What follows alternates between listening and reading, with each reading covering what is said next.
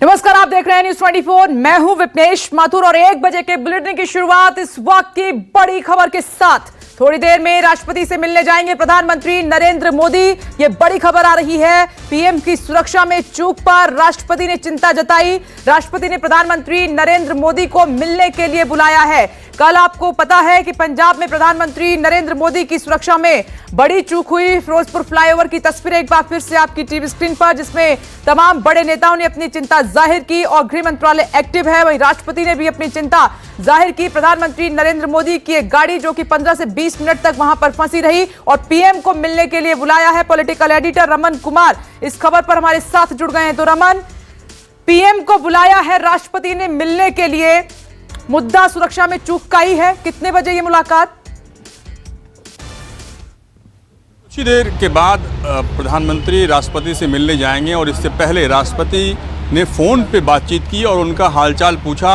और सुरक्षा में जिस तरीके से चूक की बात सामने आई है उसको लेकर राष्ट्रपति काफ़ी चिंतित हैं और वो प्रधानमंत्री से जानना चाहते हैं कि आखिरकार इतनी बड़ी चूक कैसे हुई, क्या राज्य सरकार की तरफ से लापरवाही का मामला बनता है और इस मामले में अगर कार्रवाई की ज़रूरत हो तो क्या कार्रवाई की जा सकती है। लेकिन सबसे बड़ी बात है कि देश के सर्वोच्च पद पर बैठे राष्ट्रपति ने प्रधानमंत्री से फ़ोन पर बात की और फ़ोन पर बात करने के बाद उन्हें आने का अनुरोध किया और कहा कि मैं आपसे बात करना चाहता हूं कि कल जो इतनी बड़ी घटना हुई, जो इतनी बड़ी चूक हुई, उसको लेकर पूरे देश में एक गुस्सा है, पूरे देश में एक इस बात को लेकर आपत्ति है कि आखिरकार पंजाब सरकार की लापरवाही के चलते ऐसा तो नहीं हुआ। रमन, ये कल जो खबर आई बहुत चौंकाने वाली थी। आपको याद है कि इन फ्यूचर कभी ऐसा हुआ हो, इतनी बड़ी सुरक्षा में चूक हुई हो पीएम की? पता नहीं है, लेकिन एक या दो बार जब राजीव गांधी राजघाट पे थे तो उस वक्त 2 फायरिंग हुई थी। हालांकि एसपीजी की तरफ से ये बात कही गई कि फायरिंग नहीं हुई, लेकिन राजीव गांधी अपना कार्यक्रम उन्होंने जारी रखा और बाद में एसपीजी के तरफ से ये कहा गया कि हाँ फायरिंग हुई थी। तो इस तरह की घटना पहले भी हुई है, लेकिन उसको इससे जोड़कर नहीं देखा जा सकता क्योंकि नरेंद्र मोदी के ऊपर काफ़ी खतरा है और उसको ध्यान में रखकर जो कल पूरे हालात सामने आए हैं उसको लेकर देश में काफी गुस्सा है। और इस मुलाकात के क्या मायने निकाले जाएं, क्योंकि गृह मंत्रालय काफी गंभीर है इस पूरे मामले को लेकर। रिपोर्ट भी तलब पंजाब सरकार से रमन की गई है और अब राष्ट्रपति ने पीएम को मिलने के लिए बुलाया है। रमन,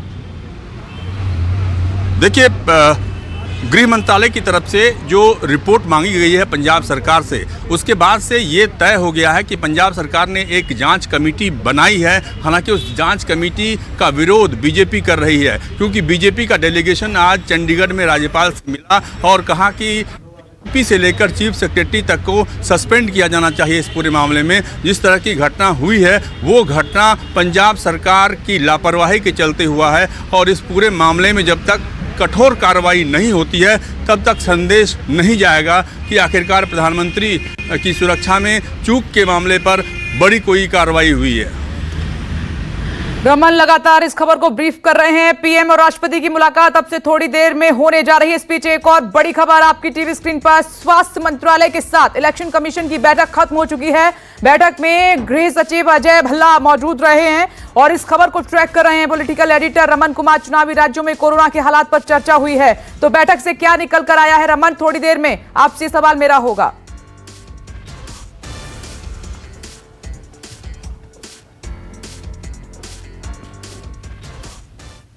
चुनाव आयोग की बैठक खत्म हो गई है। हेल्थ सेक्रेटरी के साथ साथ होम मिनिस्ट्री के अधिकारी भी इस बैठक में मौजूद थे और आप देख सकते हैं तस्वीरों में कि हेल्थ सेक्रेटरी की गाड़ी चुनाव आयोग के बाहर से निकल रही है।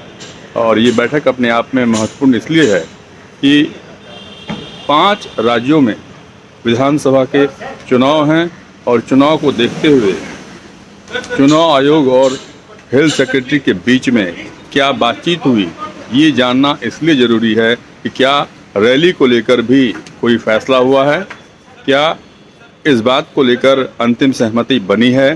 चुनाव आयोग के सामने बड़ी चुनौती है कोरोना को लेकर।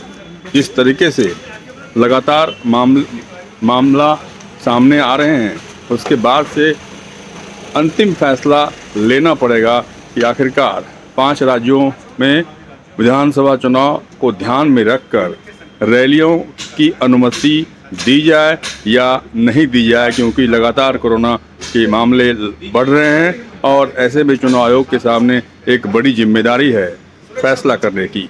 रमन कुमार, दिल्ली, न्यूज़ 24।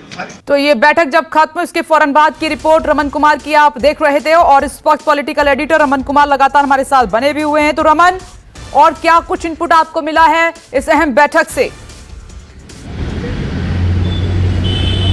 देखिए, ये बैठक काफ़ी महत्वपूर्ण इस मायने में हो गई है कि इस बैठक में हेल्थ सेक्रेटरी के अलावा आईसीएमआर के चीफ और होम मिनिस्ट्री से जुड़े अधिकारी मौजूद थे।